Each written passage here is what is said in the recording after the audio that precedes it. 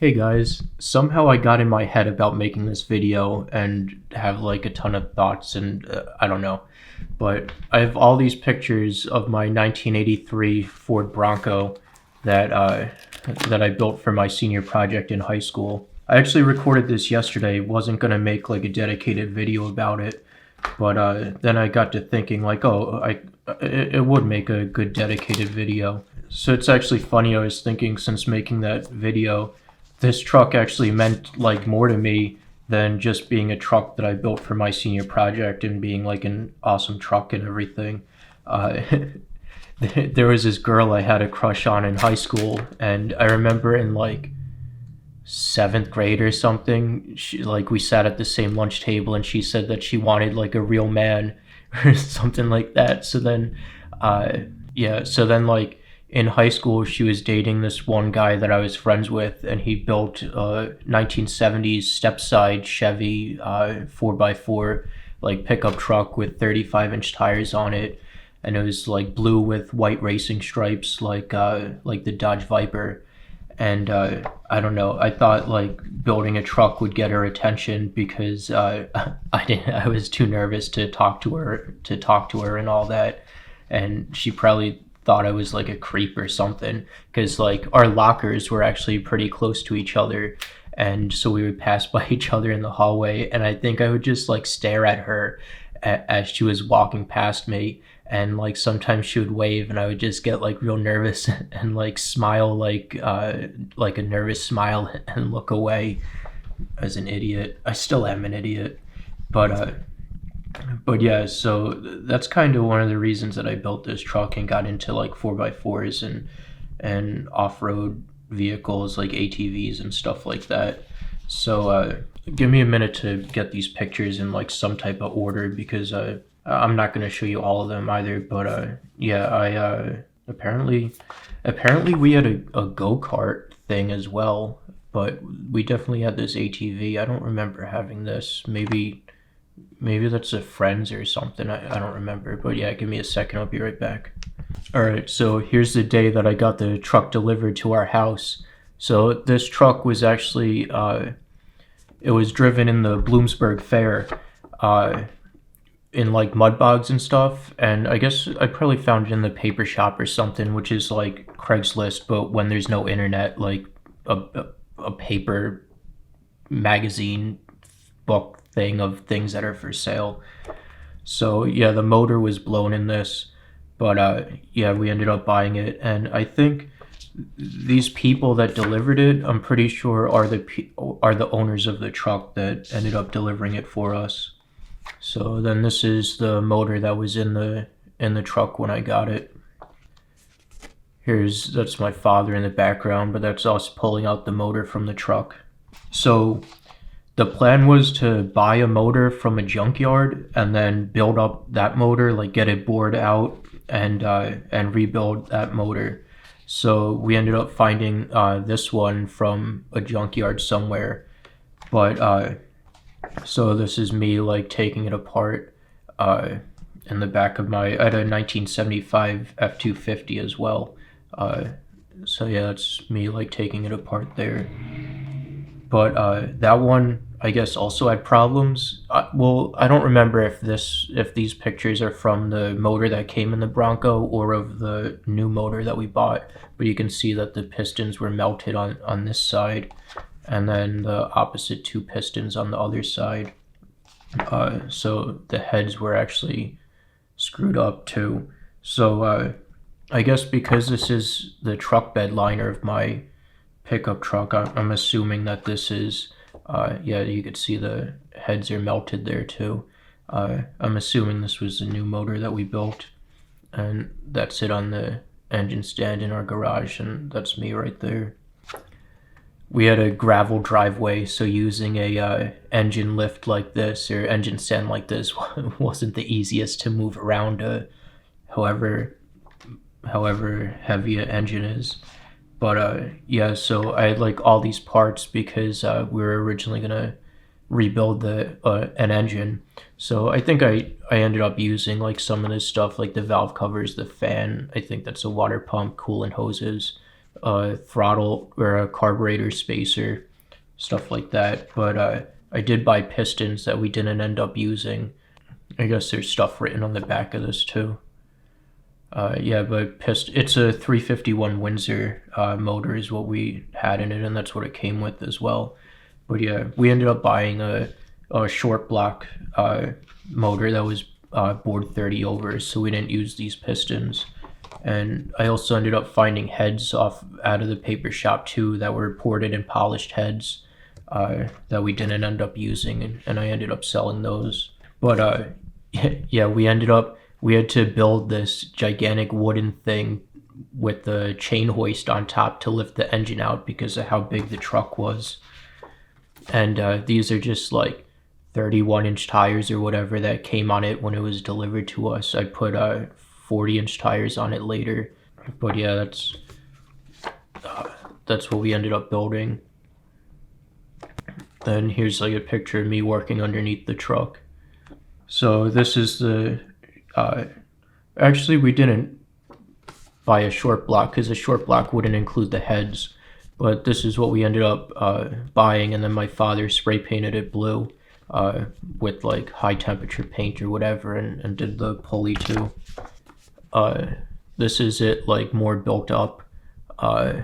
We got the headers on there. These headers came with the stock motor that I just repainted them, and the paint didn't it was like high temperature paint, but it flaked off like before we even put it in the truck. And I sanded them down and prepped it pretty good. Maybe I didn't use primer on it. I think maybe that was the issue. But yeah, we got the valve covers on there, and the throttle body spacer, if you can see that. Not throttle body, carburetor. It's another picture of the engine. This is it like built up more. The alternator bracket, I guess we never ended up painting on it. But yeah. Here's another picture of the engine. Then this is us lifting up the engine to put into the Bronco.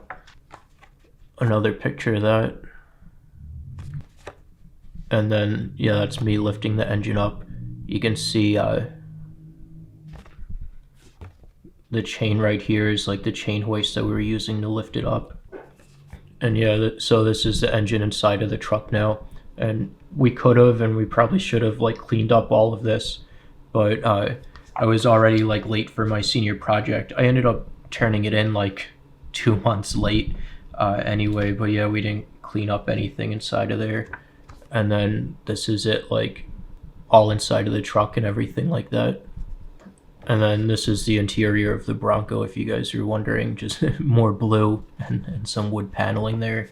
Then this, I don't think the hood's on in this picture, but this is it with the 40-inch tires on, which I actually bought from another kid that was in my class. He was selling them because he bought like bigger tires or something.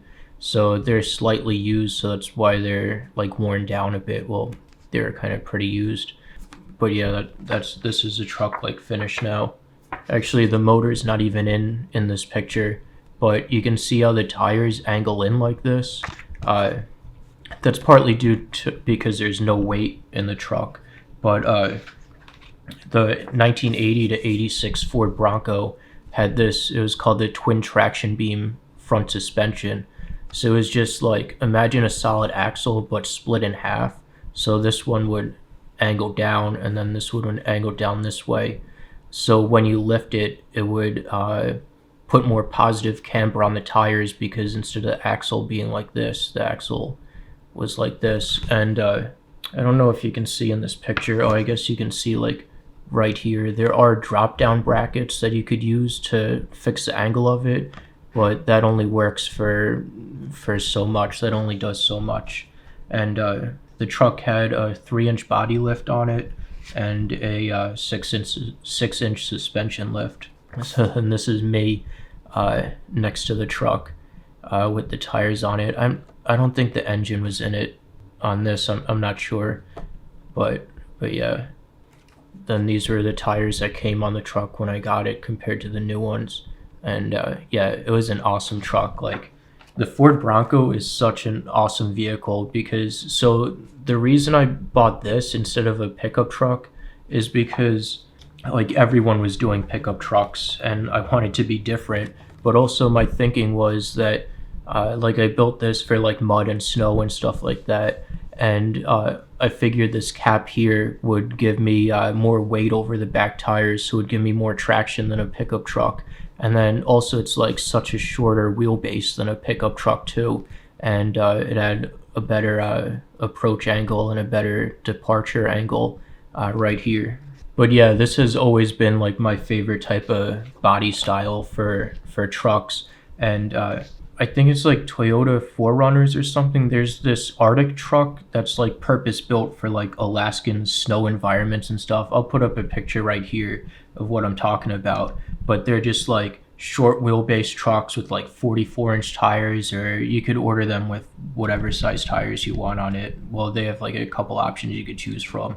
But like that's just like such an awesome looking truck.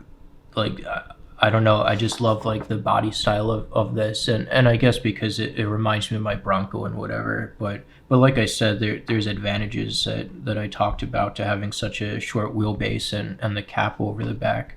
But yeah, I hope the new Ford Bronco looks like this instead of the like 1970s. I think the like 1967 and 1977 or something was the original Bronco, and they're more like they're short, but I don't know.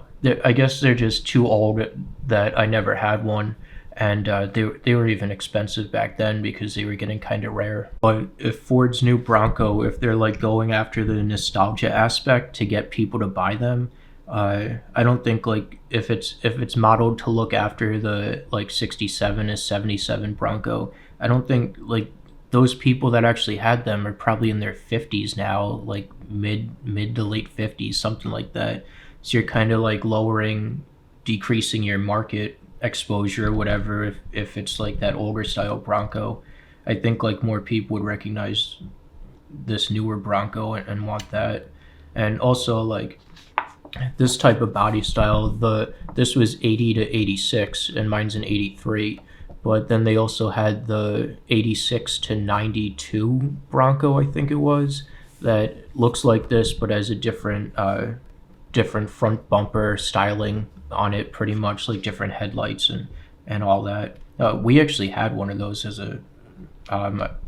like my family before this Ford Explorer. We had one of those like a long time ago in like, I don't know, the year 2000 or something like that. But yeah, I don't know. I'm probably not going to get the new Bronco. I have no idea what it looks like, but I don't have the money to buy another brand new vehicle. But I'd love to have like another truck like this, like purpose built for winter and just like a beast truck, you know, because that's what this thing was, and it looked like that too. Oh, I have to tell you guys why I don't have this truck anymore. So because this was my senior project, and I paid for like all of this myself, I was going to high school and then also working at McDonald's after high school until midnight, like 5 days a week, 6 days a week. So I was working like, and I would get like 10 hours of overtime too. So I was like falling asleep in English class, and that's one of the reasons I didn't graduate, is because I failed English class. That was my last period of the day. But yeah, after I got this built, I only had it for like a month driving it because when I was working at McDonald's one night, like I got off of work at like 12:30 at night, and they had like a big wooden picnic table outside. So there was McDonald's, the parking lot, and then next to it was like a grass field thing that didn't have anything built on it. And it was like kind of rainy in there. Sometimes it would get like kind of muddy. So I would like drive through the parking lot into the grass and with my truck and whatever. So yeah, McDonald's had a picnic table that was just right between the parking lot and the grass. And I ran over the picnic table with my truck and like broke the picnic table. And I ended up getting fined for that and getting fired from McDonald's and having to buy a new picnic table. So I think it cost me like $700 between buying the table and the fine and everything. But because I lost my job, I couldn't pay for the insurance on the truck anymore, so it just kind of sat in my driveway until I ended up selling it. And the reason that I sold it, I did end up getting a new job a few months later. My father left at the time. It's kind of a sad story, but my parents ended up splitting up, and my mom and I moved to the city instead of out here in like the woods or whatever. And I couldn't really drive a truck like this in the city, it's just using way too much gas. And I was already scared. Like, I never drove in the city before, so I was scared of like people like yelling at me for like being uncomfortable. I was just nervous in like tight spaces and having all the other cars around and stuff. But I think I don't remember how much I sold this for, but it was way less than what it was worth, because I had no idea how to negotiate or anything, and without my father being around, he couldn't help me with it. So like I had it in the paper shop for like a couple months, and no one was calling on it, no one came to see it or anything. And then one guy came down, and it was like a couple weeks before we were moving, and he offered me some like lowball number, but since I didn't know how to negotiate or anything, I ended up just selling it to him. And I didn't realize like, oh, people give like lowball numbers, and then you can like negotiate them up higher and all that. So I don't know, I want to say it was like $1,200 or $2,000 or something like that I ended up selling this truck for. But yeah, that's the story of my 1983 Ford Bronco. So all right guys, take care, thank you, and goodbye.